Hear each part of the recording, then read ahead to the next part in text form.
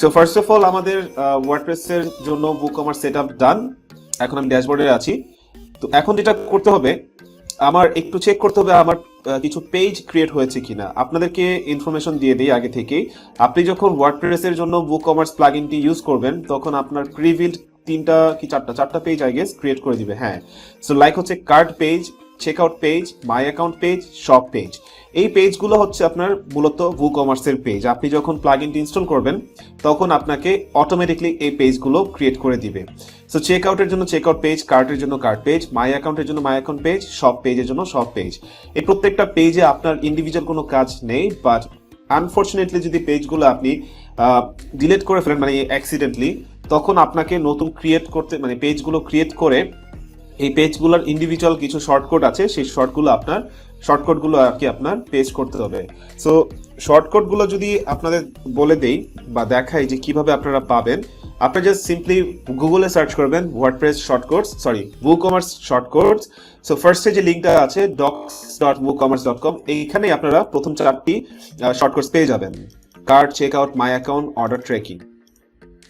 So সব পেজের জন্য আপনার শর্টকাট লাগবে না। আপনি সেটিংস থেকে একটা পেজ ক্রিয়েট করে, নর্মালি একটি পেজ ক্রিয়েট করে আপনি WooCommerce এর সেটিংস থেকেই সব পেজটি সিলেক্ট করে দিতে পারেন। সো অটোমেটিকলি ওয়ার্ডপ্রেস প্লাগইন বুঝে নিবে যে আমার এই পেজটি হচ্ছে সব পেজের জন্য। সো চলেন আমরা প্রথমে একটি প্রোডাক্ট ক্রিয়েট করি। সো প্রোডাক্টস ক্রিয়েট করার জন্য ঠিক WooCommerce এর নিচেই প্রোডাক্টস নামে একটি অপশন পাবেন।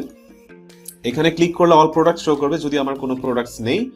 তো সেই ক্ষেত্রে আমার নতুন একটি অনেক প্রোডাক্টস আছে। রিজন হচ্ছে আমরা অ্যাভাটার থিম ইউজ করেছিলাম, ডেমো ডেটা ইম্পোর্ট করেছিলাম, সো দ্যাটস ওয়াই আমার এই প্রোডাক্টসগুলো চলে আসছে। সো আমি নতুন প্রোডাক্টস ক্রিয়েট করব, অ্যাড নিউ প্রোডাক্টসে যাব। আপনাদের এই ডেমো নিয়ে দেখাবো না, বাট ডেমোগুলো আমার প্রিভিউ পেজে মানে ভিউ পেজে শো করবে অ্যাকচুয়ালি। সো আমি অ্যাড নিউ প্রোডাক্টসে ক্লিক করব। এখানে আমাদের মূলত প্রোডাক্টের টাইটেল দিতে হবে। সো আমি বলতে পারি our new product, just for dummy content হিসেবে দিয়ে দিলাম। আর এখানে লরেম ইপসন আপাতত লিখছি, পেস্ট করে দেই। আচ্ছা, এখানে একটা কাজ করতে হবে, আমি টেক্সটে গিয়ে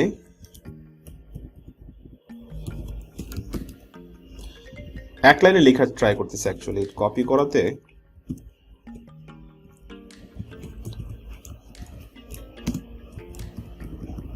হ্যাঁ, এবার এক লাইনে লেখা আসতেছে। আমি ভিজুয়ালে যদি যাই তাহলে এক লাইনে চলে আসছে।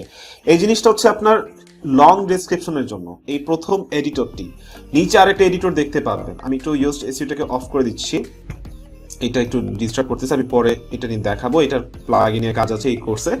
সো প্রথম যেই এডিটরটি আছে TinyMC প্রথম অপশনটি, এটি হচ্ছে আপনার প্রোডাক্টের লং ডেসক্রিপশনের জন্য। আর নিচে আরেকটি এডিটর পাবেন, প্রোডাক্ট শর্ট ডেসক্রিপশন।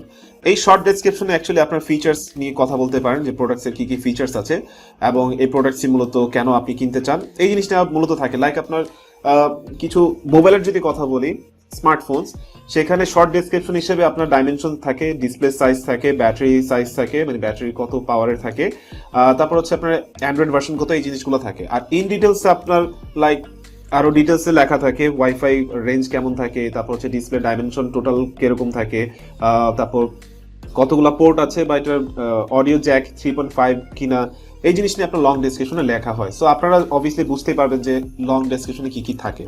আচ্ছা, মাঝখানে যে অপশনটি আছে প্রোডাক্ট ডেটা, এখানে থেকে আপনি grouped product, simple product, external, affiliate products, variable products আপনি চুজ করতে পারবেন। সো আমি বেসিকলি সিম্পল প্রোডাক্টস চুজ করব। অ্যান্ড আপনার প্রোডাক্টটা যদি ভার্চুয়াল হয়ে থাকে সেই ক্ষেত্রে ভার্চুয়াল চুজ করবেন।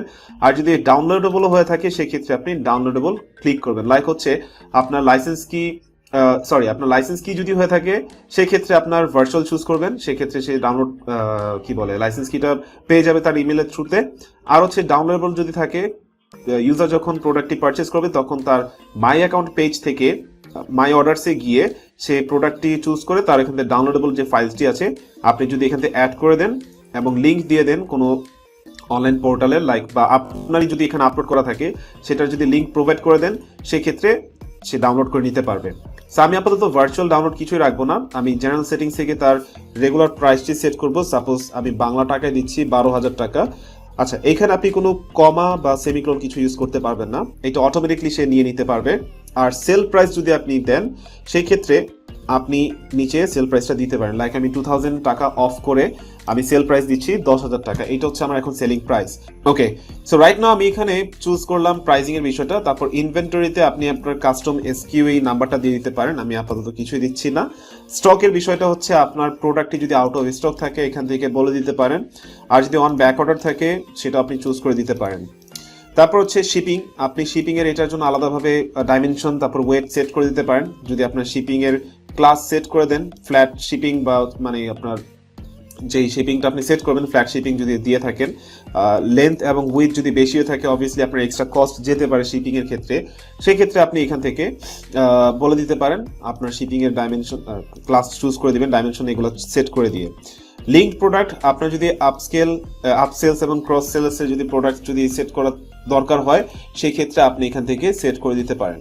অ্যাট্রিবিউটের মধ্যে আপনার হচ্ছে প্রোডাক্টে যদি আপনার কোনো অ্যাট্রিবিউট থাকে লাইক কালার, তারপর হচ্ছে আপনার সাইজ এক্সট্রা স্মল, তারপর হচ্ছে বলা যায় এক্সট্রা স্মল বা স্মল বা হচ্ছে লার্জ বা এক্সট্রা লার্জ, এরকম যদি অ্যাট্রিবিউট থাকে বা কালার যদি ব্ল্যাক হোয়াইট গ্রিন এরকম যদি থাকে সেক্ষেত্রে আপনি অ্যাডে ক্লিক করে আপনি কালারটা মানে একটা অ্যাট্রিবিউট নেম দিবেন ফার্স্টে। সাপোজ আমি এখানে কালার চুজ করলাম, দেন ভ্যালুস আপনি চুজ করতে পারেন ব্ল্যাক, আর হচ্ছে এখানে হাইফেন বা একটা কি বলে বাংলায় দাড়ি বাট ইংরেজিতে একটা লম্বা দাগের মতো এখানে বলে দিয়েছে অ্যাট্রিবিউট বাই একটা সাইন দিয়ে দিয়েছে, যে এখানে একটা সাইন, এই সাইনটা আমাকে ইউজ করতে হবে। সাপোজ আমি এটা পাবেন হচ্ছে ইন্টার বাটনের উপরে। সাপোজ আমি এখানে ব্ল্যাক তারপরে দিলাম হচ্ছে গ্রিন স্পেস আবার এই আইকনটি, তারপর হচ্ছে পিঙ্ক, এরকম দিয়ে আমি সেট করলাম save attribute. So that's it for now. অ্যাডভান্সে আপাতত পারচেস নোট আপনি সেট করতে পারেন কিছু যদি দিতে চান, আর প্রোডাক্টসের জন্য আপনি রিভিউ যদি এনেবল করে দিতে চান সেই ক্ষেত্রে এনেবল রাখতে পারেন। বাই ডিফল্ট থাকে অবভিয়াসলি, আপনি অফ করে দিলে চেক মার্ক অন করে মানে উঠিয়ে দিতে হবে, তো আমি এটাই রাখতেছি আপাতত। আর প্রোডাক্টস অবভিয়াসলি অ্যাড করার জন্য আপনি ক্যাটাগরি ওয়াইজ প্রোডাক্টস অ্যাড করতে পারবেন। লাইক রাইট সাইড থেকে আপনি বাই ডিফল্ট কিছু ক্যাটাগরি এখন দেওয়া আছে, যেহেতু আমি ডেমো ইম্পোর্ট করেছিলাম, আপনি নতুন ক্যাটাগরি এখান থেকে অ্যাড করতে পারেন, অথবা আপনি প্রোডাক্টসের এই জায়গা থেকে লাইক সিম্পলি আপনি ব্লগ পোস্টে যেভাবে ক্যাটাগরি অ্যাড করেছিলেন তেমনি প্রোডাক্টস আপনি ক্যাটাগরি আলাদাভাবে ক্রিয়েট করে নিতে পারেন। সো আপনার প্রোডাক্টসটি কোন ক্যাটাগরি হতে পারে, লাইক হচ্ছে ইলেকট্রনিক্সের আন্ডারে মোবাইল ফোনস হতে পারে, সেক্ষেত্রে ইলেকট্রনিক্স আপনার প্যারেন্ট ক্যাটাগরি হবে, মোবাইল ফোনস হবে আপনার সাব ক্যাটাগরি বা চাইল্ড ক্যাটাগরি। সো এইভাবে আপনি এই প্রোডাক্টসটিকে ক্যাটাগরি ওয়াইজ সেট করতে পারেন। এবার আসি প্রোডাক্টের ইমেজ। রাইট সাইড থেকে আপনার প্রোডাক্ট ইমেজ চুজ করার অপশন পাবেন, প্রাইমারি ইমেজ যেটা। আমি আপাতত একটা সিঙ্গেল ইমেজ চুজ করবো আমার ডেমো থেকে, নতুন কোনো ইমেজ আমি চুজ করতেছি না। সাপোজ এই গাড়ির ইমেজটি চুজ করলাম, আচ্ছা না আমি একটা কেক, যেহেতু এখানে ফুডস নিয়ে অনেক কিছু আছে, সো আমি কেকের একটি বা চেরির একটা ইমেজ ছিল আই গেস, সো এটার প্রাইমারি ইমেজ হিসেবে সেট হলো। আচ্ছা স্ট্রবেরি ছিল। আর প্রোডাক্ট গ্যালারি, মানে আপনার এই প্রোডাক্টের আরো যদি ইমেজ থাকে সেক্ষেত্রে প্রোডাক্টস গ্যালারির জন্য আরো মাল্টিপল ইমেজ আপনি ক্লিক করে কন্ট্রোল প্রেস করে আপনার ক্লিক করতে হবে, অ্যাকচুয়ালি কিবোর্ডের কন্ট্রোল প্রেস করে আপনি মাল্টিপল ইমেজ চুজ করে দিলেন, and finally add to gallery click করাতে আমার ইমেজগুলো অ্যাড হয়ে গেল। সো আমার সবকিছু ডান, আমি এবার পাবলিশ করব। পাবলিশ করার পরে আমি ডিরেক্টলি সরাসরি লিঙ্কটি ক্লিক করে আমার প্রোডাক্টটি প্রিভিউ করব। সো আমার প্রোডাক্টটি পাবলিশ হয়ে গিয়েছে, right now product has been published, and এখানে যে লিঙ্কটি আছে এই লিঙ্কটিতে আমি রাইট ক্লিক করে ওপেন করব আমার প্রোডাক্ট পেজটি।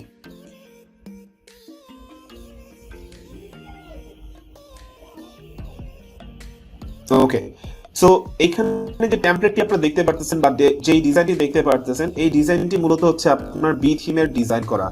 আর প্রোডাক্ট পেজ বা কার্ট পেজ বা শপিং পেজ বা হচ্ছে আপনার চেকআউট পেজ, ওয়ার্ডপ্রেসের, উকমার্সের এই সমস্ত পেজগুলো মূলত আপনার থিম ডিজাইন করে থাকে। আপনার যে প্রিমিয়াম থিমগুলো নিয়ে কাজ করবেন, ইভেন এখন কিছু কিছু ফ্রি থিমেও দেখা যায় ওয়ার্ডপ্রেসের উকমার্স সাপোর্ট করতেছে। সো দ্যাটস ওয়াই আপনার ফ্রি থিম নিয়ে যদি কাজ করা লাগে বা কখনো করেন তখন অবভিয়াসলি উকমার্স সাপোর্ট করে কিনা সেটা একটু দেখে নেবেন। আর এছাড়া যদি প্রিমিয়াম থিমের কথা বলি, ম্যাক্সিমাম প্রিমিয়াম থিমই আপনার মাল্টিপারপাসেস থিম, মানে মাল্টিপারপাসে ইউজ করা হয় বিভিন্ন কাজের জন্য। তো তার মধ্যে আপনার উকমার্স ই কমার্স আর কি ফাংশনালিটির জন্য থিমগুলো ডেভেলপ করা হয়েছে। সো দ্যাটস ওয়াই এই টেমপ্লেটগুলো অলরেডি তারা ডিজাইন করে রেখেছে, এটা আপনি রিডিজাইন করতে পারবেন না, এটা একটা ডিসঅ্যাডভান্টেজ বলা যায় ওয়ার্ডপ্রেসের। বাট এলিমেন্টাল পেজ বিল্ডার দিয়ে আপনি চাইলে এটা ডিজাইন করতে পারবেন। আমি ইন ফিউচারে এগুলো লেসন অ্যাড করব যে আপনি কিভাবে এই ফিক্সড টেমপ্লেটকে আপনি কাস্টমাইজ করতে পারেন through elemental page builder. So এখানে আমি দেখতে পারতেছি আমার প্রাইমারি ইমেজটি শো করতেছে, আর নিচে কিছু গ্যালারি ইমেজ চুজ করেছিলাম সেগুলো শো করছে। আর এখানে আমার শর্ট ডেসক্রিপশনই দেখাচ্ছে, যেটা আমি বলেছিলাম উপরে দেখাচ্ছে, আর নিচে এখানে লং ডেসক্রিপশনটি শো করছে। অ্যাডিশনাল ইনফরমেশন আছে, রিভিউস আছে। আচ্ছা, এখানে আরেকটা জিনিস বলি, আপনার এখানে কিছু কাস্টমাইজ করতে পারবেন থিম অপশনে গিয়ে।